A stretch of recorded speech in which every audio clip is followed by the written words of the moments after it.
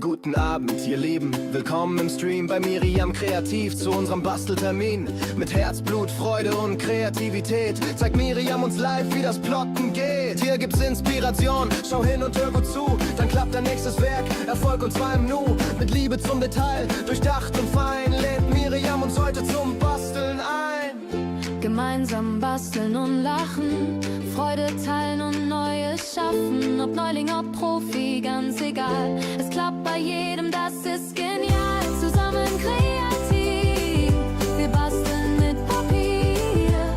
Hast du eine Frage? Die Antwort kriegst du hier. Der Plotter steht bereit, wir reiben uns die Hände und starten jetzt gemeinsam kreativ ins Wochenende.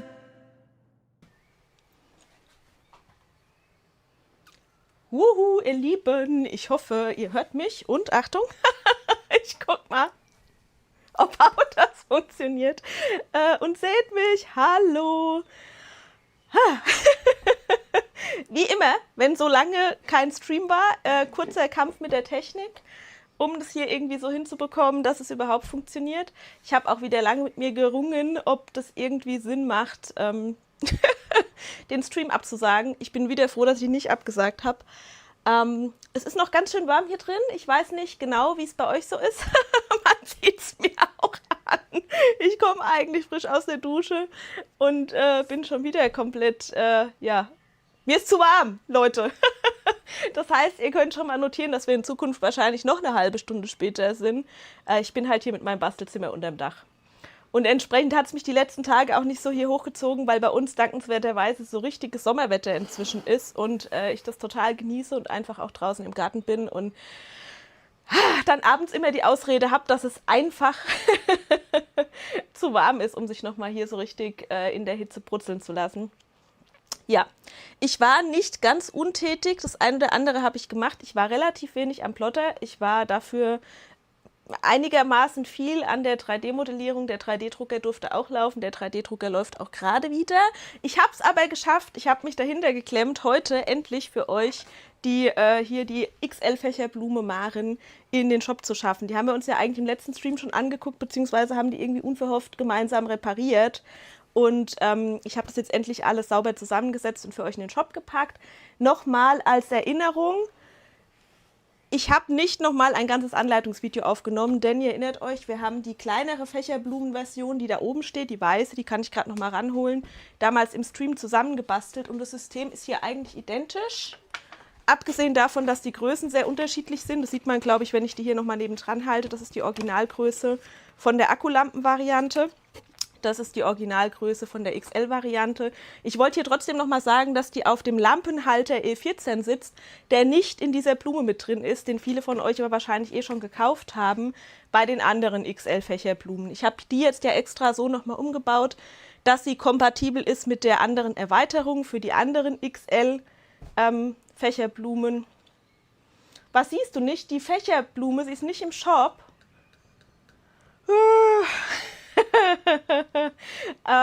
Du siehst sie nicht, dann gucke ich noch mal ganz schnell. Ich habe das nämlich eigentlich extra noch schnell vor dem Stream gemacht, aber vielleicht hängt da irgendwo noch der Cache, den ich dann demnächst endgültig rausschmeißen muss. Lass mich mal schauen. Ihr könnt nämlich eigentlich basteln. Ich hoffe, ich habe dich richtig verstanden und hänge jetzt nicht umsonst am PC. Warte kurz. Lass mich noch mal kurz reinschauen. Ihr wartet ja schon so lange auf die und ich habe mich jetzt endlich dahinter geklemmt, weil ich mich sonst geschämt hätte, wenn es heute wieder nichts für die Plotter-Leute gegeben hätte. Das wollte ich irgendwie auf jeden Fall vermeiden. Ich lade den Cache nochmal, mache den nochmal leer und sage, er soll vorgeladen werden. Und dann klicke ich nochmal rüber zur Seite. Und die anderen von euch, die zufällig auch am PC sitzen, können ja vielleicht auch gerade nochmal aufmachen und sagen, ob sie sehen können. Es ist auch wieder ein Einführungspreis drauf. Ihr könnt diesmal, weil ich da eben keine neue Anleitung aufgenommen habe, auf jeden Fall rüberklicken auf den Anleitungstab. Ihr könnt die Anleitung von dem Projekt sehen, auch ohne das Projekt gekauft zu haben, damit ihr erstmal sehen könnt, ob ihr mit der Anleitung zurechtkommt. Solltet ihr nicht zurechtkommen, könnt ihr natürlich wie immer Fragen stellen. Wer schon mal hier so eine Blume gebaut hat, wird sich bei der hier super leicht tun. Das ist eigentlich alles relativ selbsterklärend, denke ich. Bei Unklarheiten einfach in der Gruppe fragen oder schnell das Foto machen und mir eine E-Mail schicken. An und für sich ist die eigentlich quasi so, wie sie im Shop ist, zum Aufhängen konzipiert, mit der E14 Aufhänge-Variante, wo man das Ganze dann einfach am Kabel aufhängt oder alternativ auch ganz ohne Lampe aufhängt. Die Aufhängung ohne Lampe ist auch bei der Variante im Download mit drin. Das Einzige, was nicht mit drin ist, ist diese spezielle steife, stabile Halterung für den Lampenfuß. So, also. So, ja, jetzt. Sehr gut. Danke, ihr Lieben, fürs mit reingucken. Das ist sehr lieb. Und für die Rückmeldung. Perfekt, ist sichtbar. Super. Ja, es ging auch noch keine E-Mail raus. Das habe ich nicht mehr geschafft vorher. Das mache ich nachher nach dem Stream noch. Also ich war ganz stolz auf mich, dass ich das wenigstens jetzt heute soweit fertig gekriegt habe. Wie das immer ist, wenn die Projekte dann schon so ein bisschen zurückliegen, muss man sein Hirn sehr anstrengen und muss viel nachdenken, wie was da nochmal genau war, welche Info vielleicht noch fehlt und was man irgendwie noch machen muss. So viel dazu. Damit kann ich jetzt auch endlich hier bei mir irgendwo einen schönen Platz bekommen. Und ich kann das endlich als geschafft abhaken, worüber ich sehr froh bin. Und die von euch, die schon so lange gewartet haben, wahrscheinlich auch. Gut, jetzt würde ich sagen, machen wir einen kleinen Ausflug über die diversen 3D-Drucksachen, die hier so stehen. Ich habe nicht nur 3D gedruckt, ihr seht, ich habe im Moment einen Fimmel für Blumentöpfe aller Art. Das hat ja irgendwie schon früher angefangen. Und habe jetzt auch gesucht nach Pflanzen, die ich da schön reinsetzen kann. Und habe mich auch endlich nochmal mit dem Thema 3D-Druck wasserdicht machen beschäftigt. Und ich glaube, ich habe es in den vergangenen Streams schon immer wieder erzählt, dass ich dafür früher einfach einen Acryllack verwendet habe. Ich habe aber wirklich nochmal nach einem spezifischeren Produkt gesucht und bin da auch fündig geworden. Es gibt eine sehr spezielle Variante, die steht hier auch hinter mir einmal im Regal. Das ist hier Diamant Dichtol Hydro AM. Hier, so sieht es aus, eine große Flasche. Ich habe lange mit mir gehadert, ob ich das kaufen soll, weil ganz billig ist es nicht. Das sage ich schon mal vorneweg. Aber ich bin tatsächlich in der Anwendung sehr gut zurechtgekommen. Und zeige euch jetzt mal ein bisschen, was mir dabei aufgefallen ist und versuche ein bisschen zu erklären, wie ich das gemacht habe, nur damit ich euch da einfach mitnehme, weil den einen oder anderen habe ich mit meinem Blumentopf-Fimmel ja schon angesteckt. Und dann könnt ihr einfach mal gucken und überlegen, ob das auch was für euch ist. Ich will euch da gar nicht in die Richtung influenzen. Ich wollte nur eine Variante, bei der ich dann auch ganz sicher bin, dass es am Ende dicht ist, die ich euch auch wirklich mit gutem Gewissen empfehlen kann. Ihr könnt auf jeden Fall einfach mit den Lacken experimentieren, die ihr habt. Aber was mich einfach umgetrieben hat, ist Folgendes. Die meisten Lacke sind halt dann, weiß ich nicht, für Holz, für alles Mögliche und auf den allerwenigsten oder eigentlich auf keinen steht drauf, dass die auch wirklich eben für 3D-Druck gemacht sind. Und das ist eigentlich der Grund, wie ich am Ende bei diesem Dichtol-Produkt gelandet bin, weil das eben explizit dafür gedacht ist, 3D-Druck quasi porentief dicht zu machen. Und bei meinen Projekten, die ich bis jetzt damit behandelt habe, hat es auch sehr gut funktioniert. Ich schalte jetzt mal die Kamera um, dann müsst ihr nicht mehr mich sehen, sondern könnt die Projekte mal ein bisschen besser aus der Nähe begutachten. Wartet, jetzt habe ich euch jetzt gleich zweimal umgeschaltet? Ja klar, wahrscheinlich, ne? So, jetzt aber. Ich räume einmal die Papiersachen zur Seite. Und ich bin übrigens, das nur am Rande, ganz stolz, dass diese Pflanze hier noch lebt. Ein Frauenhaarfarn, hat mir meine KI gesagt. Und als ich wissen wollte, was es ist, hat sie mir gleich gesagt, der sei angeblich sehr empfindlich. Da habe ich gedacht, oh mein Gott, wenn der sehr empfindlich ist, dann ist er quasi schon fast tot. Aber bis jetzt lebt er noch. Dazu muss man wissen, ich liebe Pflanzen, aber ich habe nicht den allergrünsten Daumen. Ich bin nicht so der allerbeste Gießer. Ich hole uns gerade mal noch eine Gießkanne, das ist eigentlich mein Stichwort, weil der Buntnessel, seht ihr an, die könnte auch schon wieder einen Schluck Wasser vertragen. Und dann seht ihr erstmal die fertigen Sachen und passenderweise stehen da jetzt wieder nur Sachen auf dem Tisch, die noch nicht im Shop sind. Das habe ich wieder irgendwie nicht so schlau angestellt, aber egal. Wie mache ich denn das am schlausten? Innen drin gibt es eigentlich nicht so viel zu sehen, aber ich zeige euch trotzdem mal, was ich da innen drin habe. Ich habe da nämlich einfach Granulat drunter gefüllt, weil man ja vorher mitunter nicht genau weiß, sag ich mal, was da für einen Blumentopf in welcher Größe, in welcher Höhe reinkommt. Und dieser speziellen Pflanze scheint es auch ganz gut zu gefallen. Guckt mal.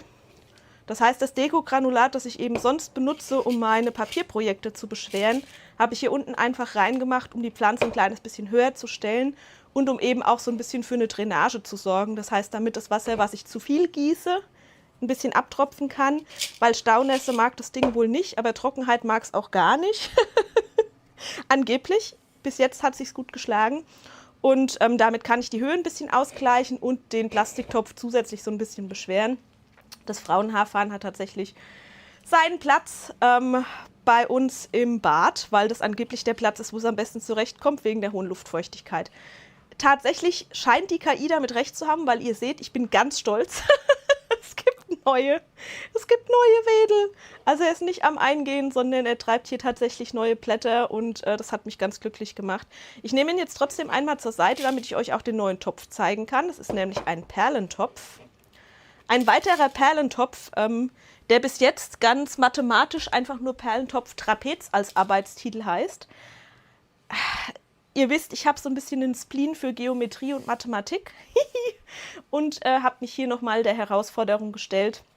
So ein bisschen, es ist gar nicht ein sauberes Trapez, es ist nicht genau eckig, sondern es ist eher so ein bisschen angerundet. Und ich habe mir quasi in meiner 3D-Software extra was gebaut, was hier das so richtig schön in Reihe dann quasi immer mit prozentualem Skalierungsfaktor anpasst, weil man eben nicht das einfach nur kleiner machen muss, sondern dabei eben die Kugelgröße sich auch anpassen muss und die Höhe, um die diese Kugeln versetzt nach unten wandern, muss natürlich auch an die Größe angepasst sein.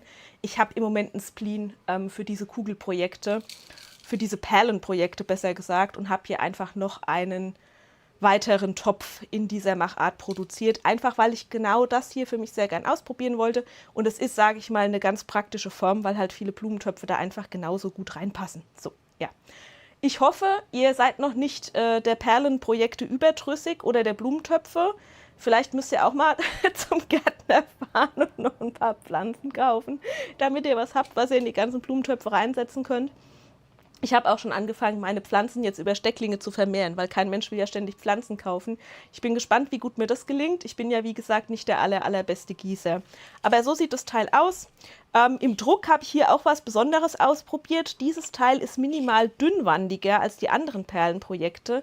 Der hat eine Wandstärke, die nur 1,6 mm dick ist, anstatt der 2 mm, die ich sonst bei den Perlenprojekten gesetzt habe. Das hat im 3D-Druck die Bewandtnis, dass ich dann quasi für die komplette Wand eigentlich nur 4 Wandlinien brauche mit einer Düsenstärke von 0,4. Und dadurch kann man mit deutlich geringerer Druckzeit drucken. Für mich fühlt sich das Ganze immer noch sehr, sehr, sehr stabil an. Das wollte ich hier einfach mal ausprobieren. Und ich habe tatsächlich eigentlich wirklich nur bei einem Topf diesen ganzen Spaß mit diesem Dichtol mal ausprobieren wollen. Und das war aber so ergiebig, dass ich am Ende gleich alle Töpfe behandelt habe. Das heißt, doof wie ich bin, habe ich heute gar keinen Topf, den ich mit euch nochmal behandeln könnte. Können wir aber, wenn ihr wollt, irgendwann im Stream nochmal gemeinsam machen. Ich würde euch das Vorgehen trotzdem kurz erklären. Ich habe mein Gläschen hier auch hinter mir noch stehen. Hier ist es. Also ich habe wirklich alles mitbehandelt und bei dem kann man, glaube ich, weiß ich nicht, ist auch wieder weiß. Vielleicht können wir es gleich bei einem bunten ein bisschen besser sehen, dass sich die Oberfläche minimal verändert. Eigentlich war für mich eine der Ideen bei diesem teuren Produkt, dass man eben sagt, naja, dann habe ich nicht so diesen Glanz, den ich bei einem normalen Lack bekomme. Ein bisschen glänzend macht es aber auch, also ganz unsichtbar ist es nicht. Es ist aber sehr flüssig, das könnt ihr hier an diesem Rest in meinem Glas sehen. Da seht ihr, wie flüssig das Ganze ist, und letzten Endes macht man wirklich auch nicht mehr, als dass man das nimmt, das in die Form reinkippt. Ich würde jetzt hier nicht auf meiner Holzplatte arbeiten, sondern legt immer irgendwas unter, was dreckig werden darf, Bastelmatte, was auch immer. Und dann soll dieses Präparat hier irgendwie 5 Minuten einwirken. Wichtig dabei, und das sehe ich auf Instagram in diversen Reels immer falsch. Ich sehe ganz viele, die schütten das Mittel einfach nur da rein und lassen das stehen und schütten es nachher wieder raus. Wenn ihr das hier reinschüttet und das nur stehen lasst, dann müsst ihr euch einfach klar sein, dass es nur abdichtet bis zu der Höhe, bis zu der die Flüssigkeit steht. Das heißt, ich habe nicht einfach nur eingegossen, sondern ich habe mir noch dazu ein Pinselchen genommen und habe dann einfach immer hier, sorry, Dackelhaar, habe dann einfach hier an den Wänden mit dem Pinsel quasi dieses sehr flüssige Mittel bis hoch an die Kante gestrichen und habe das innerhalb dieser 5 Minuten so ein paar Mal wiederholt, weil logischerweise diese Flüssigkeit einfach wieder nach unten rinnt und auch schon so ein bisschen ins Material eindringt. Und im Datenblatt zu diesem Produkt steht explizit drin, dass es wirklich 5 Minuten quasi auch feucht gehalten werden muss. und nur dann auch wirklich abdichtet. Deshalb war ich da relativ penibel. Ich habe mir einen Timer gestellt und habe das wirklich immer hier bis an die Oberkante gestrichen, habe es einen Moment stehen lassen, habe es wieder bis an die Oberkante gestrichen. Das muss man eben einfach beachten, damit es am Ende wirklich dicht wird. Hat bei mir auch überall super funktioniert. Ganz, ganz, ganz am Schluss bin ich ein bisschen mutiger geworden und habe mit was experimentiert. Kann ich euch empfehlen, wenn ihr es auch einfach mal ausprobieren wollt, mit einem kleineren Gefäß. Hiermit habe ich das getestet. Da habe ich meine Flüssigkeit auch einfach eingefüllt und anstatt zu pinseln, habe ich so einen Silikondeckel genommen. Das ist eigentlich quasi für die Küche, da kann man verschiedene Sachen mit abdichten und habe den hier schön drauf gehalten. Und dann kann man nämlich, wenn man das ordentlich dicht hält, einfach so ein bisschen schütteln und dadurch verteilt sich die Flüssigkeit auch komplett innen drin. Achtung, wenn ihr das auch ausprobieren wollt, ich optimiere diese Version noch. Schlauer wäre es wahrscheinlich noch, wenn ich mir noch ein Brett oder irgendwas Steifes einfach oben dran halte. Dann wäre nämlich dieser Abschluss hier an der Oberkante einfach schöner. Wem das zu heikel ist, der kann wie gesagt auch einfach pinseln. Das Einzige, was ich euch nicht empfehlen würde, ist wirklich einfach nur eingießen und warten.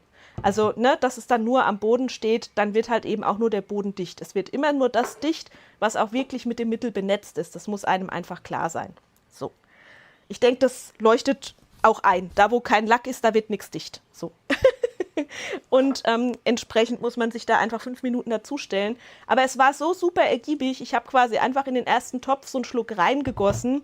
Und die 5 Minuten waren rum, ich hatte noch so viel übrig, dass ich einfach von einem Topf in den nächsten Topf, in den nächsten Topf, in den nächsten Topf gegossen habe. Und plötzlich waren alle meine Töpfe behandelt und ich hatte immer noch einen Rest. Den habe ich dann hier in das Glas gefüllt.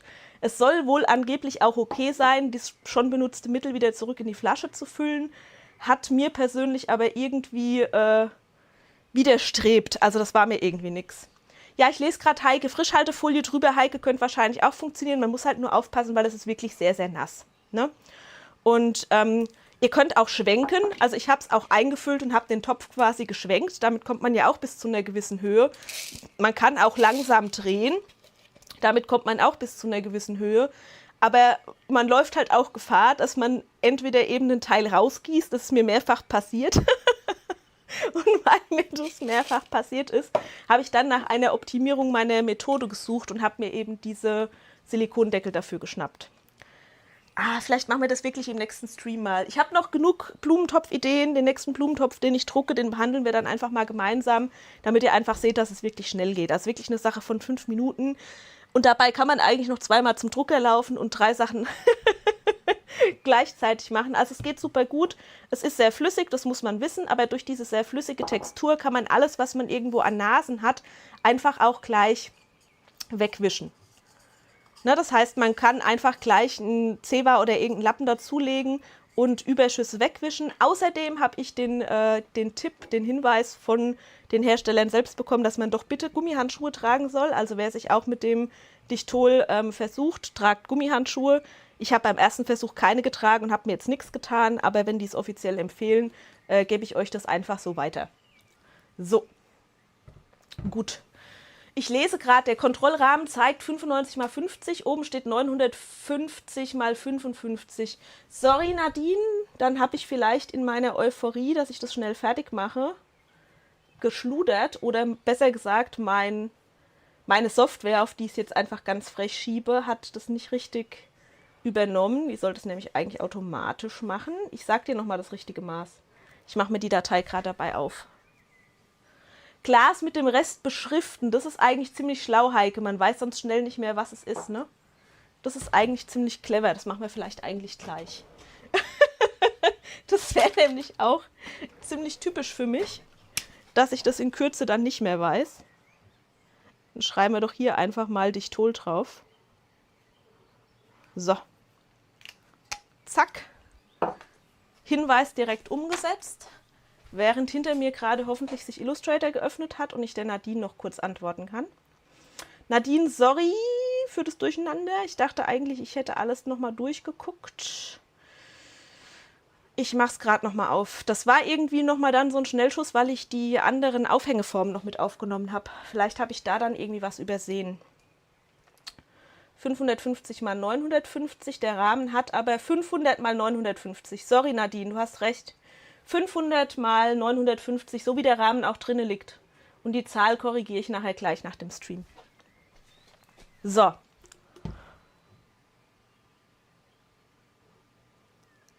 Deine Frage aus der Papierfraktion, ob wir in Deko Windlichtkugelblumen kriegen, die magst du besonders und du hättest gerne noch mal ein anderes Blumendesign machen. Das ist eigentlich eine perfekte Frage und zwar, weil ich hier bei dieser Kugel, die ja 3D-Druck ist, in Blender wieder was Neues gelernt habe und es mich tatsächlich reizt, das auch für Papier auszuprobieren.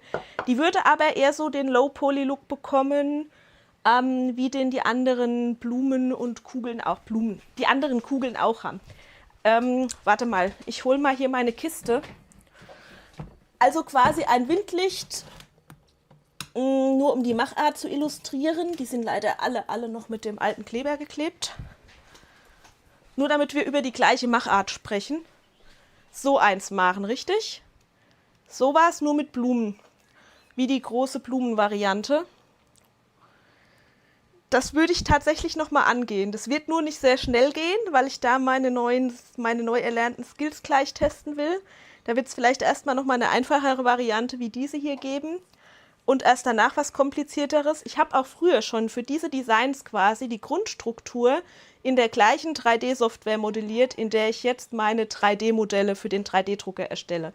Deshalb ist es schon so, dass ich Sachen, die ich hier lerne, auch sehr sinnvoll für neue Papierprojekte umsetzen kann. Und dann nehme ich natürlich sehr gern so die passenden Wünsche immer gleich mit rein. Dagmar hat auch gefragt, ob ich noch was mit Papier mache. Nein, Dagmar, wir machen heute nur einen ganz schnellen Durchlauf. Ich gucke mit euch gleich noch Kundenfotos an. Ich wollte euch einmal zeigen, was ich alles gedruckt habe. Bescheid sagen, Achtung, dass die hier, dass die große Fächerblume Maren jetzt endlich im Shop ist. Also insofern gibt es schon endlich Papierneuigkeiten, aber es gibt jetzt gerade heute nichts, was ich noch aus Papier bastel. Weil ich es einfach nicht geschafft habe. Ich habe im Garten Baustelle, ich habe noch andere nervigere administrative Baustellen, um die ich mich auch noch kümmern muss oder die ich jetzt gerade erst abgearbeitet habe sozusagen und hoffe, dass es jetzt gleich wieder in die Papierprojekte geht. Das hängt ein bisschen davon ab, ob ihr einen Wunsch äußert, der bei mir sofort eine Idee zündet. Weil da irgendwie, seit ich aus dem Urlaub zurück bin, noch so ein bisschen der Faden abgerissen ist. Ich bin, bevor ich in den Urlaub gegangen bin, so tief in diesen ganzen Themen drin gewesen, in der eigenen Schneide-App, in den Papierprojekten, an denen ich gearbeitet habe. Und jetzt durch diese Lücke mit dem Urlaub, dem anderen administrativen Kram, den ich erledigen musste, ist es irgendwie alles zum Erliegen gekommen und es ist total schwierig, in diese 538 verschiedenen Projekte wieder einzusteigen. Deshalb warte ich gerade so auf die eine Sache, wo es irgendwie Klick macht. Genau, die Petra meldet sich nochmal mit ihrem Schornsteinfeger. Ja. Immer her. Was ist mit wie? Windlichter Massivset, sagt die Kim. Okay. Gut, ich hoffe, das beantwortet die Frage insoweit. Dann zeige ich euch jetzt noch kurz die anderen Blumensachen, die ich so gedruckt habe. Erzähle euch, was ich mir dabei gedacht habe. Ihr sagt mir gerne, ob euch das so gefällt, ob ihr Verwendung dafür habt, ob ihr keine Verwendung dafür habt, was ihr für Ideen dazu habt, weil ich natürlich versuche, parallel an allem so ein bisschen weiter zu werkeln. Ja. So, also, diese Schale kennt ihr schon, die packe ich weg. Die ist mir nur gerade in die Hände gefallen, weil ich die eben auch abgedichtet habe. Dann habe ich euch die neue Perlenblumentopf-Variante schon gezeigt. Die räumen wir auch einmal weg. Da darf der kleine feine Faden gleich wieder einziehen. So. Dann habe ich hier noch was ganz anderes. Tada! Das ist ein Projekt, wo ich eben sehr gezielt, sage ich mal, an meinen eigenen 3D-Modellierungsskills gearbeitet habe. Und zwar seht ihr eine Kugel, die logischerweise als Deko gedacht ist. Ich habe hier mir quasi richtig den Kopf zerbrochen, wie ich das als 3D-Projekt richtig schön umgesetzt bekomme, weil ich nicht einfach nur eine dünnwandige Kugel wollte, sondern ich wollte, dass hier diese Löcher eine Funktion erfüllen. Das heißt, das Ding soll als Blumenretter fungieren. Ich muss nur erst mal Blumen finden. Ich bin gefühlt wieder mit dem Projekt 3 Wochen zu spät. Bei uns wachsen jetzt eigentlich nur noch Brennnesseln und jede Menge Gräser. Wir sind aber auch viel aufgrund der sehr heißen Temperaturen irgendwie im Wald und am Waldrand mit unserem Dackel unterwegs. Das heißt, wir müssten ja, irgendwo mal wieder zu einer richtigen Blühwiese, dass ich auch mal ein paar Blumen sammle, die ich da dann mal reinstecken kann. Aber die Idee war quasi eine Kugel, die Dekoobjekt ist und dabei gleichzeitig auch praktisch. So, und ursprünglich habe ich gedacht, ich drucke eine Art obere Hälfte und eine untere Hälfte und die untere Hälfte dient dann als Wasserschale. Ich habe dann aber das Ganze ein bisschen mitten beim Tun über den Haufen geworfen, indem ich einfach für unten so eine Art kleinen Becher gedruckt habe, der hier quasi reingeht. Ich dachte, das ist vielleicht sogar noch netter, wenn man hier Blumen reinsteckt, dann sind die alle gehalten und geführt. Und man kann quasi einfach die Kugel einmal anheben, kann hier unten drunter das Wasser einfüllen. Da können wir jetzt eigentlich auch den Live-Test zusammen machen, weil da war noch kein Wasser drin. Behandelt ist es aber schon. So. Und dann kann man eben von der Idee her die Kugel einfach wieder oben drauf setzen. Und die Blumen sitzen wieder alle an Ort und Stelle. Ja, genau. Florian sagt immer noch Raumerfrischer oder Fliegenfalle. Naja. Du bist echt fies. Aber wie erkläre ich das vernünftig? Da steckt quasi wieder Mathematik und Geometrie hinten dran, dass es funktioniert. Und genau das, was ich hier an Grundüberlegungen hatte, wird mir in Zukunft auch bei Papierwindlichtern helfen, weil ich hier quasi in der 3D-Software direkt auf der Kugel in 3D die einzelnen Ausschnitte angeordnet habe und das Ganze so aufgebaut habe, dass sich das zur Mitte hin zusammen reduziert. Also wenn ihr hier von unten reinschaut, könnt ihr das hoffentlich auch sehen, dass die ganzen Aussparungen hier natürlich von unten zu sehen sind, dass die aber natürlich kleiner sind als außen. Das heißt, wenn man von außen das Blümchen reinsteckt, so die Idee, ist es hier eben durch einen längeren Kanal, deshalb ist es hier auch so schön dick geführt und steht dann wirklich an Ort und Stelle. Ja, außerdem sind hier natürlich wieder typische 3D-Drucküberlegungen mit eingeflossen. Das heißt, ihr seht, dass das hier innen so kegelförmig von unten nach oben zuläuft. Das liegt einfach daran, dass ich hier beim Modellieren den Überhangwinkeln Rechnung getragen habe. Das heißt, ich wollte, dass man das ohne Stützstruktur im Inneren möglichst sauber drucken kann und habe das entsprechend so aufgebaut, dass das hier, seht ihr ja, dass das von innen eigentlich auch ziemlich sauber aussieht und das wurde komplett ohne Stützen gedruckt, dass das also auch hinhaut. Da steckt also einiges an Mathematik dahinter und ein Geometry-Node-Aufbau, so nennt sich das dann in Blender. Also dann hat man so viele einzelne kleine Punkte, die gewisse Sachen machen, die miteinander verkabelt werden. Klingt jetzt wahrscheinlich sehr abstrakt, aber das Resultat seht ihr am Ende hier. Und da hatte ich echt wieder so meinen Glücksmoment, als ich das Ding aus dem Drucker geholt habe, weil das immer noch total spannend ist für mich. Das ist eigentlich beim Drucken und beim Plotten das Gleiche, mit dem Unterschied, dass hier das quasi fertige Teil ja aus dem Drucker kommt. Ja. Hier kommen meine Lampen geschwebt, danke.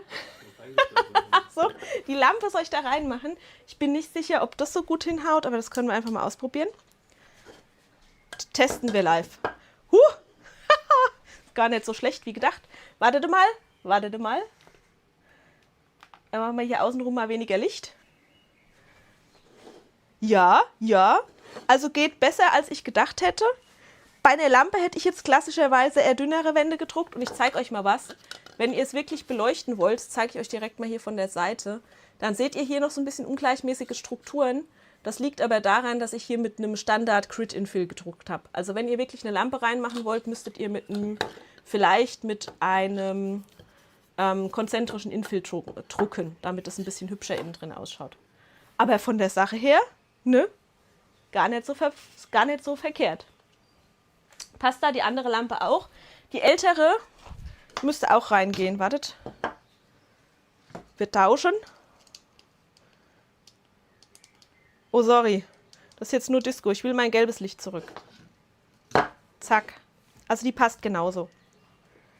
So, ihr dürftet jetzt natürlich Wünsche äußern im Sinne von, nein, ihr hättet es besser gefunden, wenn man da einfach eine Schale drunter stellt. Das kam ja irgendwie relativ spät, dass auch Schale hier unten drunter eine Option wäre. Dann würde man auch von außen sehen, ob noch Wasser drin ist oder nicht. Aber so, wie ich das jetzt gemacht habe, habe ich das eigentlich nur aus einem einzigen Grund gemacht, nämlich, dass ich nur dieses eine Teil mit irgendwie Dichtol behandeln muss, ne? Weil hier steht jetzt das Wasser drin. Ihr seht auch hier unten drunter auf dem Tisch ist alles trocken. Man darf sich von so Kurzzeittests nicht blenden lassen. Wenn man wirklich wissen will, ob was dicht ist, dann muss man das eigentlich relativ lange, sage ich mal, auch stehen lassen, um da ein bisschen zuverlässigeren Eindruck zu bekommen. Weil wenn 3D-Druck nicht dicht ist, dann suppt es oft in kleinen Mengen Stück für Stück, sage ich mal, durch. So. Und wer irgendwo Holzfensterbank hat oder wie ich jetzt hier Holztisch, der weiß genau, dass er sich nachher tot ärgern würde, wenn er da unten drunter irgendwie Ränder hat, die man dann erst sieht, wenn man das Ding wegräumt, weil es eben Stück für Stück so kleine Mini-Wassertropfen durchlässt. Das gäbe so einen richtig schön hässlichen Abdruck auf so einem Holztisch. Und genau deshalb habe ich halt nach einem professionellen Dichtmittel, sag ich mal, gesucht. So, das ist es, was es mit dieser Kugel auf sich hat. Ich hoffe sehr, dass es euch nicht irgendwie zu unpraktisch, zu verspielt, was auch immer. Für mich war die Herausforderung spannend, sowas zu modellieren. Und ja, man kann es optional eben unten drunter mit diesem Wasserbecherchen versehen, muss man aber eben auch nicht. Und die schaffe ich euch hoffentlich einfach in den Shop und hoffe, ihr könnt was damit anfangen, sozusagen. So. Wunderbar.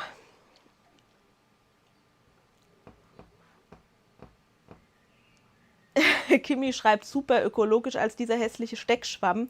Ja, ich dachte halt hier einfach, man hat einfach nur Wasser. Wasser hat jeder zu Hause. Ich kippe das jetzt auch gleich hier einmal bei der Buntnessel mit rein. Und, wo wir schon die Lampe da haben, wir gucken uns gleich noch den anderen großen Blumentopf an. Da habe ich nämlich auch wieder ein geometrisches Problem gelöst. Hier können wir einmal gemeinsam auch in den Topf gucken. Die ist gar nicht so trocken, wie ich dachte. Hier habe ich noch ein Töpfchen. Bei denen kann ich euch vielleicht ganz kurz zeigen, was ich mir dabei gedacht habe. Diesmal keine Perlen, es tut mir leid. Da geht es jetzt ein bisschen darum, dass ich mir dann irgendwann gedacht habe, man muss ja irgendwo mit den ganzen Blumentöpfen auch hin. Und das heißt, ich habe hier mal noch eine Wellenvariante gedruckt. Und ich glaube, schaut mal hier innen drin, bei der farbigen Version könnt ihr auch sehen, dass man hier schon diese Dichtolreste sieht. Ne? Seht ihr das?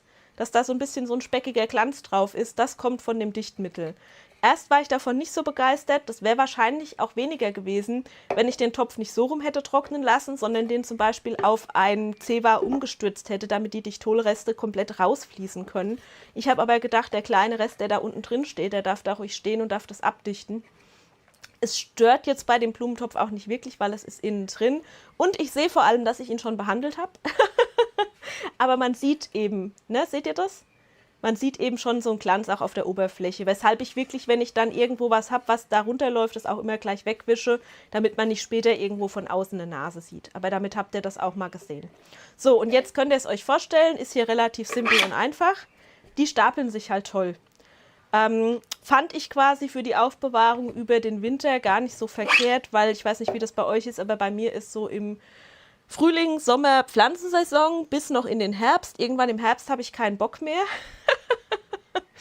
Und dann wird das alles irgendwie weggeräumt oder verkümmert so ein bisschen. Also jetzt nicht die Zimmerpflanzen, vor allem die Draußenpflanzen. Aber da habe ich dann eben auch gedacht, es hat nicht jeder so ultra viel Platz und diese ganzen geraden Töpfe kann man halt nicht direkt aufeinander stapeln. Man könnte sie ein bisschen mit Größenversatz drucken, damit man sie vielleicht auch ineinander stellen kann. Aber bei dem hier war die Idee hübsch. Relativ materialsparend, ne, weil man hier eben nur die Wandstärke hat und stapelbar. Stapelbar.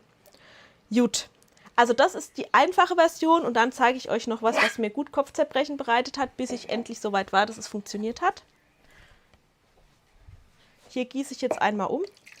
Den einen Teil kriegt die Buntnessel und den anderen Teil geben wir gleich dem Farn. Ein bisschen viel für eine Pflanze, nie wahr? So.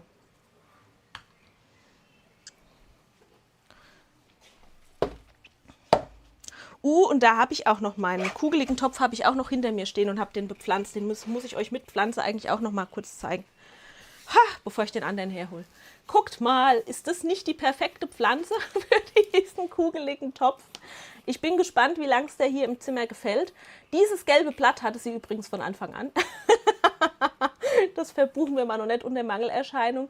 Aber ich fand den kompakten Wuchs total toll. Ich finde, die passt perfekt in diesen kugeligen Topf. Und hier habe ich es genauso gemacht, weil man eben immer ja gucken muss, sage ich mal, von der Höhe her. Ja, sie ist noch gut feucht. Hier unten drunter habe ich auch Granulat. ne, damit es einfach von der Höhe her gut sitzt. Jetzt habe ich sie auch gerade gedamaged. Können wir gleich aufräumen und dabei noch gärtnern. Also ihr seht es hier, ne? Ich habe hier einfach aufgefüllt, damit die von der Höhe her schön steht. Sorry, für alle, die nicht so einen Pflanzentick haben wie ich, ist es heute wahrscheinlich nicht so ganz nachvollziehbar, warum ich mich darüber so freue.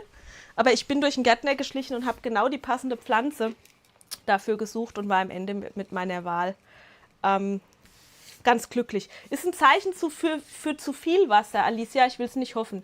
Die hatte so helle Blätter schon von Anfang an. Also ich bin gespannt, wie sie sich schlägt. Das können wir jetzt jede Woche einmal nachkontrollieren. Sie steht hier auch hinter mir im Regal jetzt eigentlich die meiste Zeit, also ohne Tageslicht. Mal sehen, ob die dann mal einen anderen Platz braucht, um sich noch wohler zu fühlen. Ja, aber rein von der Wuchsform her fand ich das hier für den kugeligen Topf total nett. Anke fragt, wie lange dauert der Druck und wie viel Material brauche ich dafür. Anke, das kann ich aus dem Kopf ehrlich gesagt nicht sagen, aber es steht bei jedem einzelnen Druck im Shop immer mit dran. Da kann man das nachlesen. So. Oh, ich habe hier noch mehr so Sachen. Da brauche ich jetzt 2 Sachen, da brauche ich dann Rückmeldungen von euch, aber jetzt muss ich euch erst noch den Topf zeigen, auf den ich stolz bin wie Oskar. Der ist leicht riesig geworden, das ist mein größter Blumentopf bisher. Guckt mal. Das Motiv kennt ihr vermutlich schon, da muss fast die Kamera noch ein Stück hoch, ne? Der passt nicht mal ganz aufs Bild. So, jetzt da. Ich hoffe, ihr könnt das schöne Muster erkennen, auch wenn alles nur weiß-weiß mit weiß und weiß ist.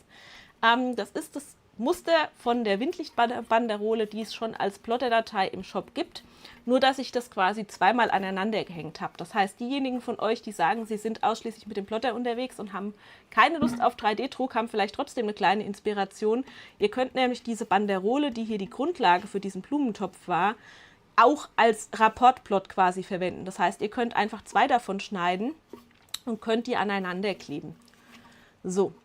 Und ich habe echt da wieder auch mich strecken und was lernen müssen, um diese 2D-Form, die ja quasi als platte Form zum Plotten für eine Banderole entwickelt wurde, schön um diesen Blumentopf gewickelt zu bekommen.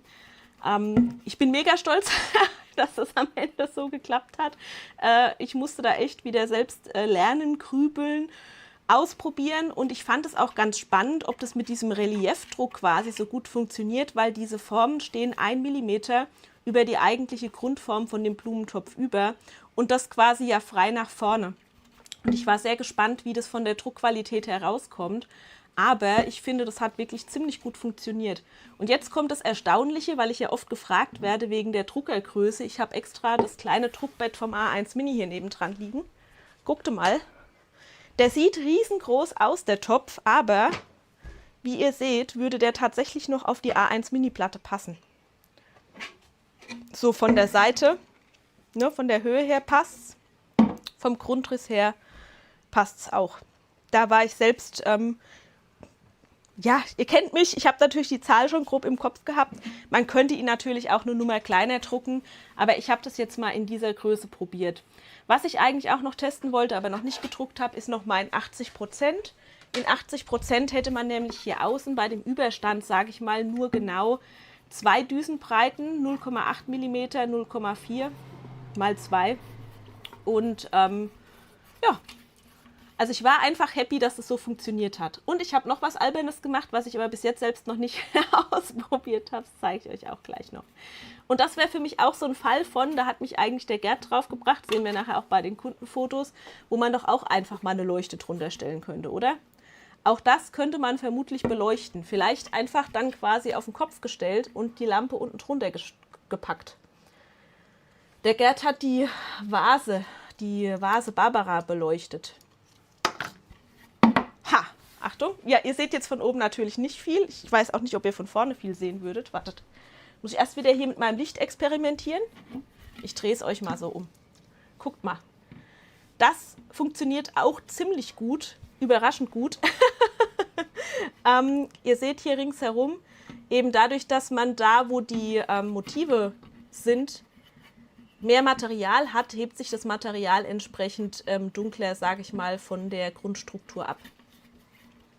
So, und jetzt ist eine Sache, das Ding war natürlich nicht von Anfang an zum Beleuchten gedacht, sondern eigentlich als Blumentopf. Und deshalb hat es hier innen drinne so eine schöne kleine abgerundete Kante, die jetzt beim Beleuchten vielleicht so minimal stört. Das überlasse ich jetzt euch, da dürft ihr gerne noch mal was dazu sagen. Diese abgerundete Kante ist eigentlich dafür da, dass man hier außen beim Druck kein Qualitätsproblem hat. Weil ihr müsst euch vorstellen, ihr habt hier diese große geschlossene Fläche und bei dem Wechsel von der großen geschlossenen Fläche am Boden auf die Wandlinien kann es vorkommen, dass man so eine kleine Einschrumpfung sieht, da wo der Boden endet und es mit dem Rest des Drucks weitergeht. Das war ja im Druck quasi unten und der Aufbau geht dann hier nach oben. Deshalb fügt man dann hier innen drin so ein Bevel, so eine kleine Kante ein, die diesen Verlauf, sag ich mal, weicher macht, um hier unten die Druckqualität zu gewährleisten. Ja, aber ich habe eben das Ding eigentlich auch als Blumentopf gebaut und nicht als Leuchte. Aber es wird sich jetzt schon als Leuchtsockel eigentlich ganz nett machen. Man könnte das jetzt genau so einfach auf den Balkon stellen, Birne unten drunter und obendrauf noch einen Blumentopf. Ach ja. Ja, ist dann direkt Regenschutz, genau, wenn man es umdreht. Ich gebe das jetzt mal zurück an euch. Ihr dürft euch jetzt mal überlegen, ob man da irgendwie Kante ja, Kante nein. Jonna schreibt, es erinnert sie an 70er Jahre, sehr witzig. Ja, also es ist eben einfach das, was ursprünglich als Banderole schon da war. Und ihr seht hier, obwohl das auch schon eine Wandstärke hat, dass es mit dem einfachen Leuchtmittel auch funktioniert. Die Barbara sagt, man bräuchte dann aber noch was, wo man die Lampe draufstellt. Ja, dann hätte man so eine Art Deckel von unten, dann hätte man was, wo es genau in der Mitte steht. Motiv noch an den Boden, ja, das wäre natürlich auch nett. Also theoretisch, wenn es jetzt Lampe werden soll, könnte man natürlich auch sagen, man trennt den äußeren Teil, also hier den ganzen Teil, von diesem Deckel und Boden ab. Dann druckt man Deckel und Boden und das ringsherum quasi einfach einzeln. Oder man druckt es im Topf gleich so. Ja, so fällt es dann auch nicht so auf, weil die Birne sowieso weniger nach unten leuchtet. Ha, wie zeige ich euch das jetzt? Guckt mal. Wenn man am Boden jetzt in der Mitte noch so einen kleinen Ring drucken würde, wo diese Lampe stehen kann, dann hätte man alles in einem. Und dann bräuchte man nur noch so einen Deckel für oben drauf. Also es war eigentlich auch gar nicht als Lampe gedacht, sondern es war eigentlich als Blumentopf gedacht. Aber wenn wir die Lampe gerade schon in der Hand haben, wollte ich es euch natürlich trotzdem mal gezeigt haben. Und ich bin stolz wie Oskar, dass mir das jetzt gelungen ist, sage ich mal, diese 2D-Form sauber in 3D zu biegen. Und zwar auch, wie erkläre ich das vernünftig? Geometrisch so sauber wie möglich, ohne unnötige Unmassen an zusätzlichen Punkten im Raum zu erzeugen. Das ist nämlich auch eine kleine Zusatzherausforderung bei diesen Projekten. Lampenschirm modular, ja, ich sehe schon. Ihr seid schon bei der Fortsetzung quasi gedanklich angekommen. So, Achtung, ich mache uns mal wieder Licht. Heieiei. So. Und dann zeige ich euch mal, was meine Vorübung war zu diesem riesigen Blumentopf. Könnt ihr das überhaupt sehen? Wenn es hier zu hell ist, dann schimpft bitte mit mir. Dieses lustige kleine Teil, das quasi als Texturroller gedacht ist für Modelliermasse. Das war das erste, womit ich geübt habe, sage ich mal, diese komplette Form einmal umlaufend hier von 2D in 3D auf eine Art Rolle zu bringen. Ich muss es nur noch ausprobieren. Ich muss mal in meinem Keller graben, weil irgendwo habe ich mit Sicherheit noch Fimo. Und dann muss ich das einfach mal ausprobieren, ob das so funktioniert, wie ich mir das wünsche, dass wenn man da so drüber rollt, man dann wirklich auch diese Struktur einmal in der Modelliermasse hat. Also ihr seht, ich habe Verschiedenes ausprobiert. Eine Sache, die ich dann auch nicht rechtzeitig fertig gekriegt habe, kurz vorm Vatertag, habe ich mich auch noch mit irgendwas Gärtnermäßigem befasst und habe noch einen Bewässerungsspieß gedruckt. Und dann war der Vatertag doch zu schnell da. Ihr seht, das Teil war auch noch nicht im Einsatz. Das werde ich jetzt bei mir draußen mal testen, weil ich noch ein bisschen gucken will wegen der Lochgröße. Die Idee ist ja, dass man da Wasser reingießt und es dann langsam in die Blume oder besser gesagt in die Erde eintritt, einsickert. Und ich bin noch nicht sicher, ob dafür das Loch am unteren Ende nicht zu groß ist. Aber ich habe auch da wieder Rippenstruktur gewählt, weil ich sehr gerne die Kante quasi verschwinden lassen wollte, die man immer so kriegt an dem Übergang von einer Druckebene zur nächsten Druckebene. Und bin da auch ganz zufrieden mit mir. Ich finde, das hat eigentlich ganz gut funktioniert. Hier unten seht ihr es dann, hier. Ne, da, wo dann quasi nur der gerade Teil weitergeht, dann kann man das nicht so gut verbergen. Hier oben dran liegt es einfach immer schön in der Vertiefung. Ja, Nadine lese ich gerade, 4 mm Tiefe für Keksteig, ja. Ehrlich gesagt ging auch die Überlegung erst so ein bisschen in die Richtung. Aber bei Keksteig hat man ja immer so ein bisschen das Thema, dass man dann Lebensmittelechtheit braucht. Und deshalb wollte ich es gerne erstmal mit Fimo ausprobieren, weil ich dachte, im Fimo ist es jetzt egal. Da muss es nicht lebensmittelecht sein. Na, da ist es dann noch kein Lebensmittelkontaktthema. Also ich werde auf jeden Fall berichten. Wenn ich meinen Fimo gefunden habe, sage ich Bescheid und ansonsten muss ich vielleicht halt einfach mal neue Modelliermasse bestellen. Aber ich versuche im Moment nicht so viel neuen Kram hier irgendwo einzulagern. Und einen Perlentortenständer. Ich sehe schon, ihr habt Ideen noch und noch. Alicia meint, das Muster müsste tiefer sein. Alicia, das kann sein. Ich war jetzt hier noch sehr konservativ mit dem Muster. Das müssen wir bei Gelegenheit einfach mal ausprobieren, weil das dann halt auch die Eindrucktiefe ist. Ich habe mich erst hier bei dem Blumentopf das wirklich getraut, auch wirklich auf 1 mm Tiefe zu gehen. Man sieht ja im Vergleich, dass es bei dem Texturroller viel, viel flacher ist, weil ich eben nicht sicher war, wie gut sich das druckt, weil dieser Überstand nach außen ja quasi dann im Nichts hängt. Aber es ging besser als gedacht. Also man hätte das wahrscheinlich auch noch tiefer ausprägen können. So. Ha, ich habe noch was, das hätte ich fast vergessen. Und dann war es das auch schon mit neuen Sachen, die so zu x% fertig sind. Und zwar habe ich hier noch ein Häuschen. Guck mal, tada! Das kennt die Annette schon, das hat die Annette sich gewünscht und ich habe das noch schnell vor ihrem Urlaub fix und fertig gemacht. Ist ein Projekt für ein Reagenzglas. Und bei diesem Häuschen habe ich auch wieder zum ersten Mal was gemacht, was ein Problem lösen soll. Da muss ich auch wieder kurz im 3D-Druck was erklären. Dafür habe ich dieses eigentliche Müllteil nochmal eben aufgehoben. Und zwar war hier die Herausforderung mit dem Loch hier oben im Dach. An und für sich ist die Dachschräge so angelegt, dass ihr hier mit dem Überhang überhaupt kein Problem habt im Druck, dass es einfach quasi ohne Stütze gedruckt werden kann. Wenn ihr aber hier drüben bei dem Reagenzglasausschnitt schaut, habt ihr die Schwierigkeit, dass hier ja immer quasi nur bis zu einem gewissen Punkt gedruckt wird. Und dann hat man gerade hier an der oberen Kante, wenn man da nichts drunter stellt, einfach eine unschöne Stelle. Ich gucke gerade mal bei meinen Prototypen hier hinter mir, kann ich es vielleicht mal zeigen. Hier. Ich hoffe, dass ich euch das so drehen kann, dass ihr das hier von oben seht. Wenn ich hier mal so den Finger drunter mache, kann man es vielleicht erahnen, dass das hier ganz franzelig ist an der Seite und einfach von der Optik her quasi keine schöne Kante gibt. Ich euch hier von den Fingern nochmal drunter packe, seht ihr es vielleicht auch aus der Richtung, dass es einfach keine schöne runde Nase ist. Ne? Jetzt könnte man sagen, na gut, das kann man zur Not irgendwie manuell nachbearbeiten, aber manuelles Nachbearbeiten wollen wir uns immer sparen, so gut wie es geht. Deshalb habe ich hier mit einem direkt einmodellierten Support gearbeitet. Das heißt, ich habe quasi ein Röhrchen konstruiert, das erstmal hier mitgedruckt wird, ohne dass man selbst im Slicer irgendwas einstellen muss. Das heißt, das Röhrchen steht einfach quasi schon komplett fertig in der Datei, ist aber so modelliert, dass es nur ganz geringen Kontakt hat und das kann man dann am Ende einfach rausbrechen und kriegt dadurch hier einen schöneren Übergang. Na, also ihr seht, das ist immer so diese Unterseite quasi, wo man Überhangwinkel hat. Die wird immer nicht ganz so perfekt wie die Außenseite, aber ich halte euch die beiden Varianten mal nebeneinander und dann sieht man, glaube ich, schon, dass hier links die Kante viel, viel schöner geworden ist als die hier rechts. Das heißt, da habe ich mich einfach wieder mit so kleinen technischen Details auseinandergesetzt, die für euch die Machbarkeit möglichst optimieren sollen, ohne dass ihr da selber viel nachbearbeiten müsst. So. Ist noch nicht im Shop. Annette hat aber schon einige davon gedruckt. Die hatte den Vorteil, die hatte das schon. Und ist von der Größe her für die Reagenzgläser gemacht, die wir auch immer in die geplotteten Projekte eingebaut haben, weil ich davon noch reichlich habe.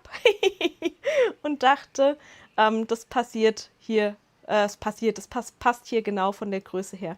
Soll logischerweise hier einmal den Schornstein darstellen.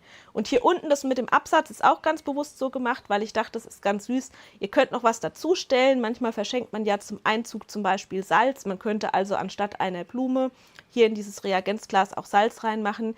Ihr könnt aber diese kleine Erhöhung auch nutzen, je nachdem, was ihr in das Häuschen reinstellt. Wenn es doch eine echte Blume mit mehr Überhang oder mit mehr Gewicht ist, kann man diesen Sockel hier unten nutzen, um da auch wieder Dekogranulat einzubringen und das Ganze damit einfach zu beschweren. dann habt ihr unten in der Basis nochmal mehr Gewicht und dadurch steht es satter, auch wenn man eine größere Pflanze, sage ich mal, in das Röhrchen reinstellt. Ja, also da habt ihr einfach ein bisschen mehr Möglichkeiten, auch noch Kleinigkeiten mit reinzupacken und es irgendwie ein bisschen zu gestalten, als wenn das komplett offen wäre. Irgendwo habe ich auch noch den Prototyp, der komplett offen war, aber fragt mich bitte nicht, wo. Also, so. Gut. Alicia fragt, druckt ihr mit mattem PLA? Da dürft ihr gerne jetzt alle mal Antworten raushauen. Genau, also ich drucke ganz viel mit mattem PLA. Hier zum Beispiel und habe auch gerade wieder einen ganzen Schwung mattes PLA bestellt. Aber ich weiß, einige von euch drucken auch mit Silk PLA. Wir sehen jetzt gleich bei den Kundenfotos einige sehr hübsche Beispiele. Haut gerne auch eure Empfehlungen gegenseitig raus, weil ich auch sehr gerne mein PLA-Sortiment noch erweitere. So, habe ich irgendwas Wichtiges vergessen? Nein, ich glaube nicht. Habt ihr jetzt zu diesem Blumentopf, der eigentlich keine Lampe ist und doch irgendwie beleuchtet werden kann, was gesagt? Seid ihr da mit der Kante, die da so drin ist, einverstanden? Ihr seht gar nichts, ne? Ihr seht einfach nur viel helles Weiß. So seht ihr ein bisschen was wenigstens. Kriege ich euch den hier so hingelegt? Das wird nix, ne? Wird das was?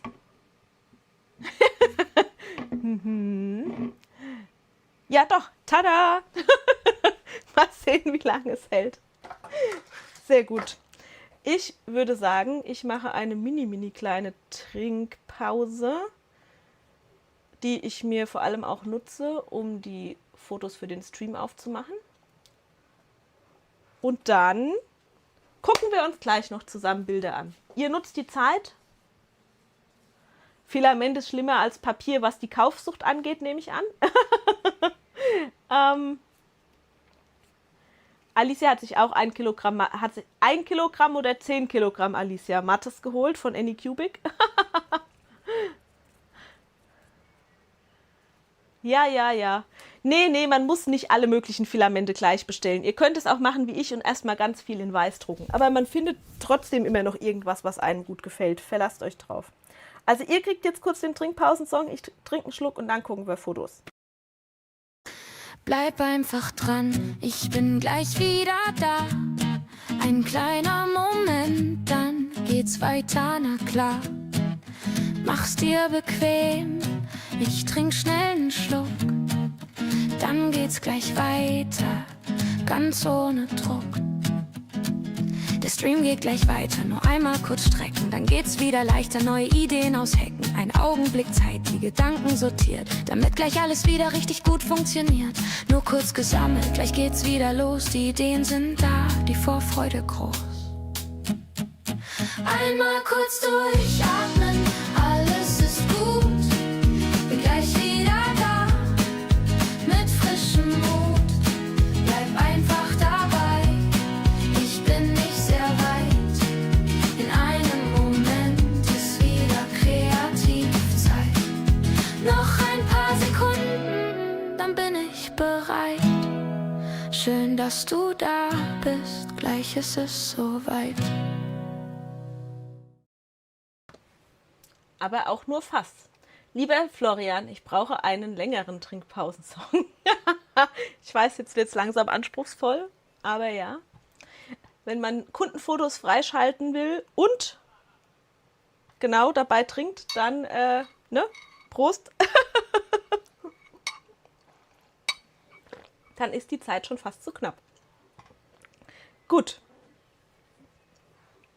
Dann versuche ich doch einfach mal, euch jetzt einmal hier rüber auf meinen Monitor zu holen. Mal gucken, ob das auf Anhieb klappt. Tada! Und wir starten mit den Bildern von der Jonna, die hier auch einmal die Schale gedruckt hat. In PLA in beige gedruckt mit dem P1S. Hier von der Petra auch der kugelige Topf in Silkgrün-Gelb. Der ist auch sehr schön geworden. Es gibt heute sehr viel 3D-Druck zu sehen. Das ist aber sicher dem geschuldet, dass ich in letzter Zeit ja auch fast nur 3D-Druck geliefert habe. Nochmal eine kleine Entschuldigung an alle Plotter-Fans. Ich gelobe Besserung. Es wird auch wieder Plotter-Nachschub geben. Und das ist so schön, der Effekt ist schon wirklich toll. Und ich finde es so spannend. Es ist das Gleiche beim Plotten und beim 3D-Drucken, was es für einen Unterschied macht, je nachdem, welches Material man verwendet. Richtig, richtig schick. Und hier von der Manuela. Perfekt. Wir haben gerade vorhin über den Reagenzglashalter gesprochen. Hier haben wir einen Reagenzglashalter Herz mit dem Blumendekor gezeichnet. Sehr, sehr schick. Und passend zum Sommer die Strandkorb-Tunnelkarte mit der Klappkartenerweiterung und die Mäuse. Vielen, vielen Dank, Manuela, Petra, Jonna, für eure Bilder. Hier haben wir ein Foto von der Claudia. Claudia, ich liebe deinen Fotoplatz mit der Blume Maren. Es gibt, glaube ich, kaum so viele Projekte, die den anderen Namen tragen wie Maren. Liebe Maren. Einmal mit der Dekorseite mit den Schnörkeln und einmal mit der Dekorseite mit den Sternen. Ist beides sehr schön geworden. Hier mal ganz liebe Grüße an die Nicole, die im besten, aber wirklich allerbesten Sinne wirklich verrückt ist. Nee, Nicole, nimm's mir nicht übel. Ich habe mich riesig gefreut. 10 Kugeln, total irre. Und es kommt noch mehr, was irre ist. Also mega, mega, mega. Danke, dass du dir auch immer die Mühe machst, das alles für mich zu fotografieren. Du warst richtig fleißig. Es lädt. Ich weiß nicht, warum das so lange lädt, aber wir sitzen es einfach aus. Das haben wir das letzte Mal schon mal gehabt. Ich dachte eigentlich, ich hätte das effizient behoben, aber scheinbar nicht. Wir warten einfach kurz. Das schreibe ich gleich auch noch auf meine Liste. Ha, da ist es, das nächste Bild. Auch von der Nicole kriegen wir jetzt nochmal wunderschöne Aufnahmen auch von den einzelnen Kugeln. Und auch darüber habe ich mich riesig gefreut, weil die einfach wirklich einzeln so schick sind, dass es schade wäre, die nur in einem kompletten Bild zu sehen. So, warte, ich muss mir das ganz kurz aufschreiben. Einmal nochmal Kufo Stream Ladezeit und einmal zurecht die Maße in der Datei, damit ich das nach dem Stream nicht vergesse. Hier haben wir die nächste wunderschöne Kugel in Blau und Gelb, in Pink und Blau. Vielleicht motiviert es den einen oder anderen, sich auch nochmal an dieses Projekt zu trauen. Ihr seht, die Nicole ist absoluter Profi. Die baut hier nämlich immer die Variante ohne diese Verbindungsspreads hier. Das heißt, es ist noch die Blumenkugel erste Version. Aber die Nicole hat den Bogen offensichtlich raus. Wunderschön. Sehr, sehr schick. Eine schöner als die andere. Und ich glaube, du hattest geschrieben, Nicole, du hast die verschenkt, richtig? Richtig, richtig toll. So, hier, Foto von Gerd. Gerd, liebe Grüße an dich. Das ist genau das, worauf ich mich vorhin bezogen habe mit der gedruckten Perlenvase. Du hast die allerdings im Vasenmodus auch gedruckt, als Lampe mit aufladbarer Glühbirne. Licht einmal warmweiß, einmal neutralweiß und einmal blau. Das heißt, Gerd hat mich eigentlich ein bisschen darauf gebracht, dass man doch in den Blumentopf auch einfach mal eine Lampe stecken kann. Warum nicht? Ganz, ganz gut geworden, Gerd. Und die Idee alleine finde ich schon wirklich ziemlich gut. So, hier war die Tina fleißig und hat das Digipapier Marmor für das Unterteil verwendet. Das Digipapier-Streifen auf Leinwand. Ah ja, genau umgekehrt. Sorry, das habe ich jetzt vergeigt. Die Blüte hat das Digipapier Marmor natürlich bekommen und das Unterteil, die Streifen auf Leinwand. Und das alles kombiniert mit der Deko-Tulpe. Also gleich 3 Projekte in einem Projekt verarbeitet. Und ich habe es neulich schon mal gesagt, es wird mir auch in den Fingern jucken, mal wieder an dieses Digipapier-Thema zu gehen. Aber der Tag hat zu wenig Stunden. Vorher muss ich erst mal wieder Plotter-Projekte liefern, gell?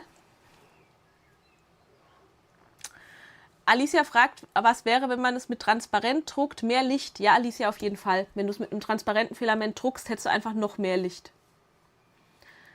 Die Sandrine war auch fleißig und hat die Pop-Up-Karte Hochzeitskutsche geplottet. Und schaut mal, wie schön sie das auch extra fotografiert hat. Lieben Dank, Sandrine. Das ist eine sehr filigrane Karte. Da muss der Plotter filigran schneiden und du hast die wunderschön umgesetzt. Ich hoffe, die Beschenkten freuen sich darüber. Hier war die Heike fleißig und hat die Tunnelkarte Baum mit der Klappkartenerweiterung kombiniert und auch gleich noch den passenden Umschlag geplottet. Sehr schön, Heike. Hier war wieder die Nicole fleißig. Die hat noch eine Blume Marin in der Akku-Version gebastelt. Einmal in Blau und Gelb. Und in Orange und Gelb in allen möglichen Größen. 25% finde ich persönlich besonders grenzwertig, aber Nicole, dir ist alles zuzutrauen. Der Wahnsinn. Bei dir scheint der Plotter zu glühen. Du musst mir so ein kleines bisschen Plotter-Motivation rüberschicken. Aber ich habe mich vorhin schon wieder über eine Kleinigkeit, ihr würdet euch manchmal, glaube ich, über mich wirklich kaputt lachen, tierisch gefreut. Nämlich als ich die Plotter-Datei vorbereitet habe. Apropos, schreibe ich auch direkt auf, wie schnell der das umgewandelt hat. Ich muss mir nur aufschreiben, dass ich nochmal checken muss, warum die Maße nicht übernommen wurden. Da muss ich in mein Skript nochmal reinschauen. Perfekt, haben wir das auch gleich auf der Liste. Ihr seht, nach dem Stream ist vor dem Stream. Ich habe wieder einiges zu tun, wenn wir nachher fertig sind. Hier war die Katja fleißig und hat die Mini-Tunnelkarte Schmetterling mit der Klappkartenerweiterung umgesetzt. Und einmal die Mini-Tunnelkarte Alles Gute mit der runden Klappkartenerweiterung. Sehr, sehr schön, Katja. Vielen Dank auch an dich für die Fotos. Hier gibt es nochmal Inspiration zu den Kugeln von der lieben Nicole. Und hier ist das, was ich vorhin schon quasi gedanklich im Hinterkopf hatte. Einmal die Kugel in der Originalgröße und einmal in ihren 50%. Wahnsinn. Richtig, richtig schön. So, hier war die Heike fleißig und hat Regenbogen-PLA gedruckt. Auch sehr hübsch in einer Silk-Variante scheinbar. Und auch einmal hier für die kugelige Perlenblumentopf-Version. Ich weiß schon immer gar nicht, wie ich die alle nennen soll. Auch mit Regenbogen-PLA. Sehr schön. Hier war die Petra tüchtig, die hat auch die Schale gedruckt. Ich bin so glücklich darüber, dass ihr an diesen Perlenprojekten auch so einen Spaß habt. Da gibt es ja jetzt, wie gesagt, auch gleich nochmal Nachschub, wenn ich es endlich schaffe, auch mal noch Bilder zu machen und euch das hochzuladen. Und ihr seht, die Petra hat sowohl hier die ovale Variante als auch die runde Variante auch in der Regenbogenversion umgesetzt. Petra, du hast da übrigens den perfekten Platz zum Fotos machen. Das Licht ist echt super. So, hier hat die Petra die neuen Stapelblumen gedruckt. Petra, über die Fotos habe ich mich sehr gefreut, zumal du dir ja gewünscht hast, dass die Stapelblumen auch als 3D-Druck kommen. Hier hat die Nicole noch eine Dekoblume Maren umgesetzt. Papier aus der Wühlkiste finde ich als Beschreibung besonders süß. In der bunten Farbzusammenstellung. Altes Papier aus der Wühlkiste. Sehr, sehr nett, Nicole. Hier war der Gerd fleißig und hat gedruckt mit dem A1 Mini mit einer Schichthöhe von 0,16. Jawohl, perfekt, das nehme ich da auch immer gerne. Druckzeit 14,5 Stunden hat er uns extra dazu geschrieben, weil die Frage vorhin kam, mit der Info kann man arbeiten. Hier auch ein Foto von der Petra und das ist ehrlich gesagt das erste Bild, wo ich dann gedacht habe, okay, jetzt habt ihr mich. Ich glaube, ich muss mir auch genau dieses Silk PLA bestellen. Ich habe früher mit meinem alten 3D-Drucker sehr gerne Silk in Weiß gedruckt. Überraschung, Weiß, was sonst. Weil das Silk PLA auch wieder so ein bisschen andere Eigenschaften hat als das matte PLA, weil sich da in meinen Augen Stützen sehr gut lösen lassen und so.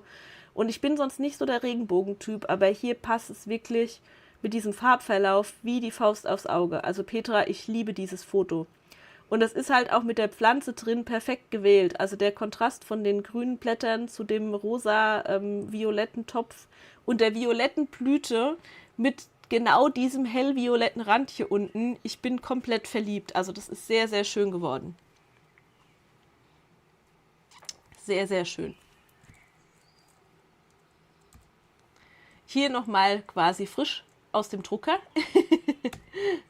Und hier von der Verena, da habe ich mich auch sehr drüber gefreut, die beiden Herzen. Pollen Clairefontaine in Coral Red 120 Gramm, also mit dünnem Papier gearbeitet. 2 Herzen, richtig, richtig schön und auch wieder sehr schön fotografiert. Der Verena schulde ich immer noch den Wabenapfel, glaube ich, ne? Kann das sein? Und hier auch von der Verena so schön umgesetzt. Einmal die XL Fächerblume aus 100 Gramm Folia, Tonpapier in Aprikose und hellbeige und 130 Gramm Beleuchtung und Lampenständer von Ikea. Perfekt. Ja, das ist genau der Lampenfuß, den ich jetzt heute an meiner Blume, die ich euch vorhin gezeigt habe, an der XL Maren auch dran habe. Richtig, richtig toll geworden. Dann hat die Silvia Erdbeeren gebastelt. Darüber habe ich mich auch sehr gefreut. Passend zur Erdbeersaison hat sie so schön in die Facebook-Gruppe geschrieben, hat sie die ersten Erdbeeren gebastelt und hat sich auch richtig, richtig Mühe gemacht. Ich weiß, wie lange ich da gestanden habe. Erinnert ihr euch? Das haben wir auch im Stream gemacht und habe da auch Punkte mit einem Goldstift reingemalt. Da muss man einfach auch Liebe für das Projekt beim Basteln haben. Und sie hat es dann auch noch schön fotografiert. Also liebe Silvia, ich habe mich heute sehr, sehr über die Bilder gefreut. Und hier seht ihr es auch nochmal in einer Etagere dekoriert. Da versteckt sich auch noch das ein oder andere Projekt. Da unten seht ihr noch den Schmetterling und vermutlich auch noch eine Wabenkugel, würde ich tippen. Also sehr, sehr schön. Und ihr seht, die haben sich vermehrt. Es ist nicht bei 2 Erdbeeren geblieben, sondern es sind gleich ein paar mehr Erdbeeren geworden. So, dann haben wir hier noch ein Foto von der Renate. Hier hinten, fast so ein bisschen klein aus der Entfernung, aber so sieht man wenigstens mal die komplette Wirkung. Hat sie die Blümchen umgesetzt. Die kleinen Fächerblumen. Richtig, richtig schick. Und hier war der Gerd fleißig und hat das Körbchen gedruckt, das neulich in den Shop gewandert ist. Ich überlege gerade, ob wir das schon gesehen haben. Aber mein Teil hier zeigt an, wir haben es noch nicht gesehen. Ihr schreit, wenn ihr sagt, das haben wir alles, kennen wir alles schon. Hier war auch die Claudia wieder fleißig und hat auch sehr schön den Reagenzglashalter Herz mit dem Blumenmotiv umgesetzt. Ja, wir könnten auch so generell, ne, Reagenzglashalter geht eigentlich immer. Wir könnten auch sowas mal wieder machen. Hier war auch die Silvia fleißig und hat wunderbar kleine Blümchen gebastelt. Und das Ganze einmal mit dem Häuschen kombiniert und dem Vögelchen und das alles in ganz, ganz wunderbaren Farben zusammengesetzt. Silvia, ich liebe dieses Foto sehr. Und ich bin sehr glücklich darüber, dass ihr mich so toll mit euren Bildern unterstützt, weil mich das dann auch immer motiviert, wenn ich gerade mal so ein Tief habe, weil ich irgendwie... Es ist gar nicht so, dass ich keine Lust aufs Basteln habe. Ich habe einfach jetzt punktuell so viele andere Themen gehabt, um die ich mich kümmern musste, dass dass nicht genug Zeit da war und nicht mehr dann genug Nerv am Ende des Tages, mich auch tiefer mit irgendwie ein bisschen komplexeren Projekten auseinanderzusetzen. Aber eure Bilder bringen dann wieder Motivation und dann habe ich wieder Lust. Das ist total gut. So, und hier haben wir nochmal ein Bild von der Tina. Da hat sie auch eine Blume umgesetzt, auch schon mit dem Digipapier Marmor und normalem Tonkarton. Tina, ich liebe es. So, da hätte ich noch ein Foto von der Katja.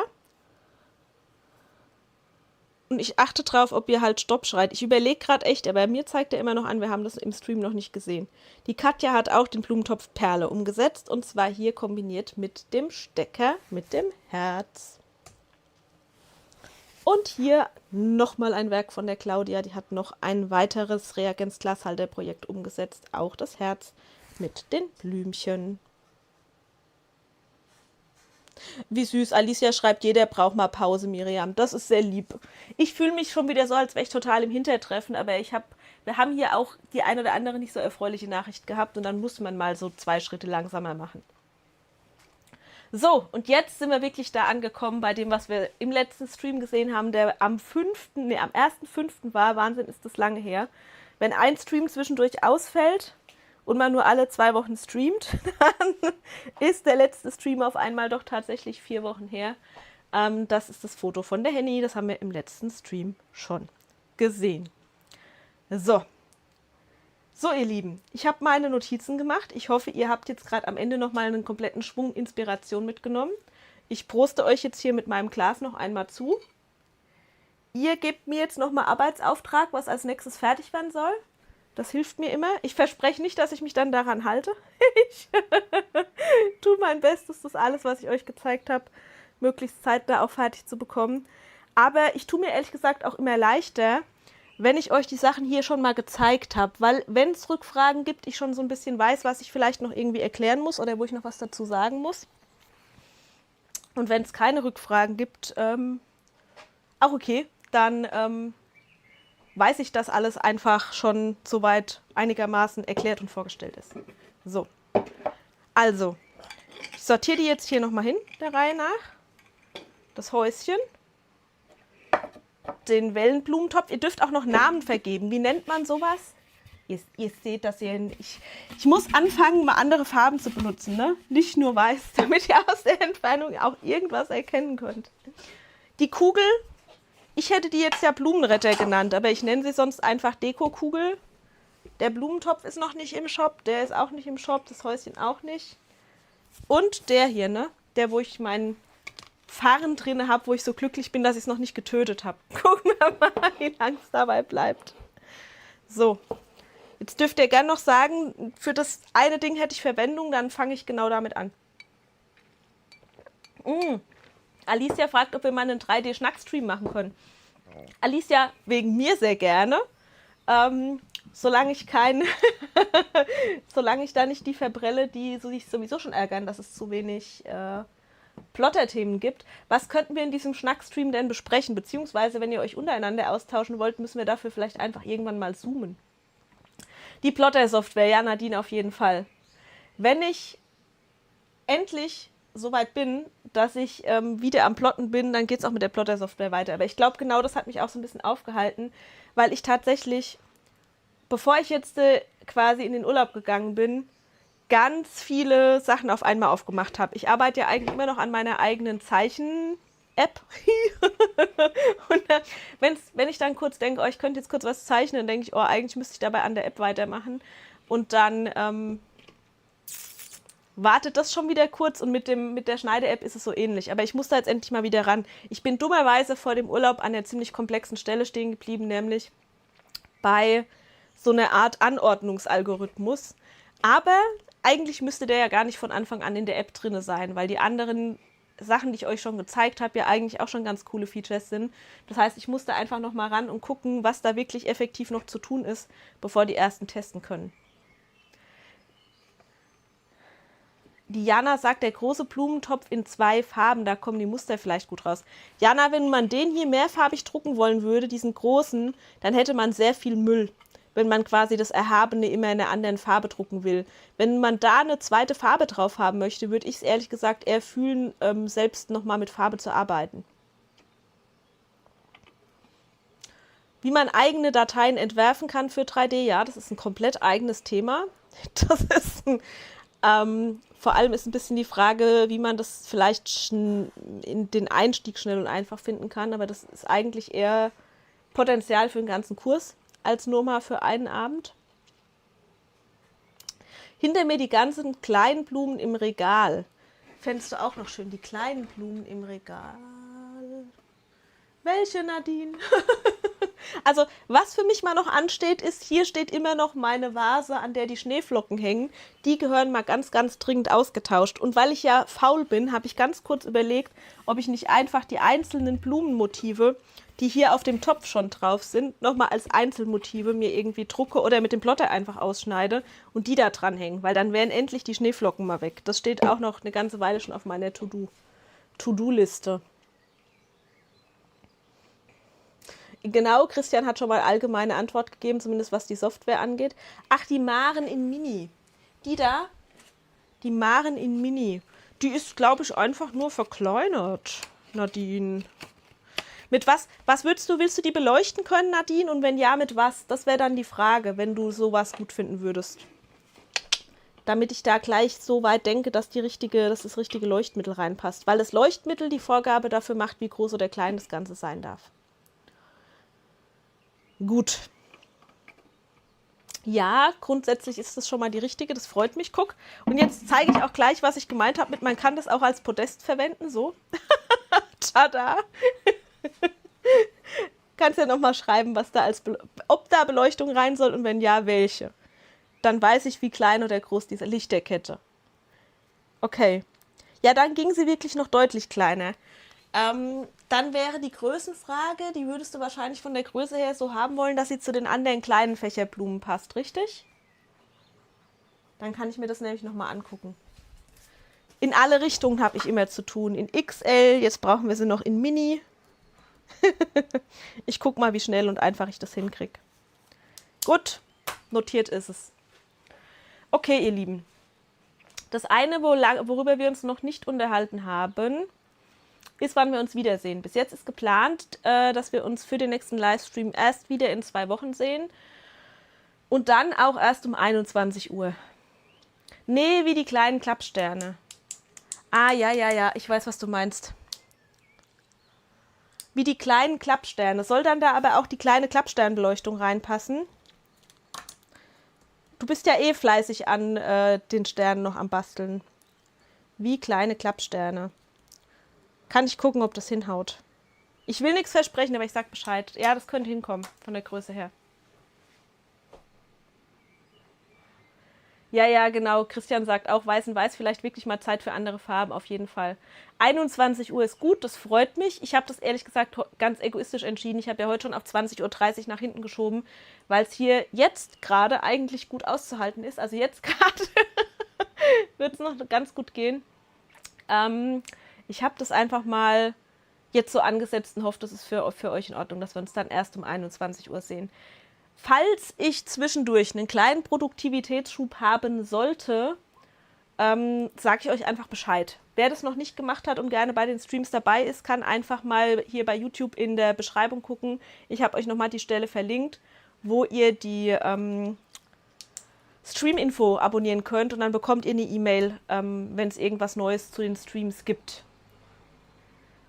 Ja, Kim wird auch notiert, ein Projekt für den Mini-Lampenständer. Nochmal was anderes für obendrauf, ne? Für den Mini-Lampenständer. Das hattest du dir ja schon gewünscht, als du hier warst. Ich schreib's auf. So. Gut. So ist der Plan. Ich sag, wie gesagt, Bescheid, wenn irgendwas zwischendrin schon so weit sein sollte, dass ich euch da unbedingt brauche, dass wir da einmal drauf gucken können. Dann gucken wir gemeinsam. Und ansonsten würde ich sagen, sehen wir uns zwar in 2 Wochen. Es tut mir leid, dass ich noch nicht so super organisiert bin und dass ich jetzt noch nichts zum Basteln mit euch hatte. Aber ich dachte, wir sehen uns wenigstens überhaupt zu dem Stream. Dann kann ich euch einmal abholen, kann ein bisschen zeigen, was trotzdem in der Zwischenzeit passiert ist. Ihr seht ja, dass trotzdem auch an dem einen oder anderen gewerkelt wird, aber halt einfach ein bisschen anders als vorher. Und jetzt kommt ja auch das Sommerloch. Ich hoffe, ihr bastelt und plottet und druckt überhaupt im Sommerloch. Ich werde nicht geplant für eine große Sommerpause weg sein, zumindest nicht so, wie es aktuell aussieht. Aber wir werden jetzt wahrscheinlich so in den Sommermonaten vom Rhythmus her eher so mal auf alle 2 Wochen uns einschießen. Mal gucken. Es sei denn, es gibt wieder erwarten irgendwie einen Schub und dann machen wir einfach einen Zusatztermin. Das war ein schöner Live-Abend mit uns. Das freut mich doch. Ich hoffe, ich habe euch ein bisschen unterhalten. Ihr habt vielleicht die eine oder andere Idee schon gekriegt. Freut euch vielleicht auf das ein oder andere Projekt, das kommt. Und wir sehen uns dann hoffentlich in 2 Wochen. Bis dahin, ihr Lieben. Ich mache euch nochmal Musik.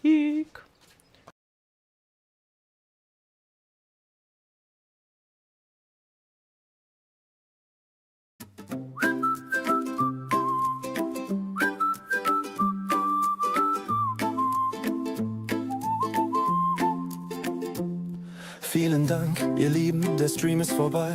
Mit Miriam kreativ und auch ihr wart mit dabei. Voller Herzblut, Freude und Kreativität. Es ist echt der Wahnsinn, wie schnell die Zeit vergeht. Inspiration getankt, wir haben viel gesehen. Doch jetzt wird es langsam Zeit, Richtung Bett zu gehen. Es war ein schöner Abend, durch euch wurd's bunt und heiter. Drum sag ich bis zum nächsten Mal, dann basteln wir schon weiter. Gemeinsam basteln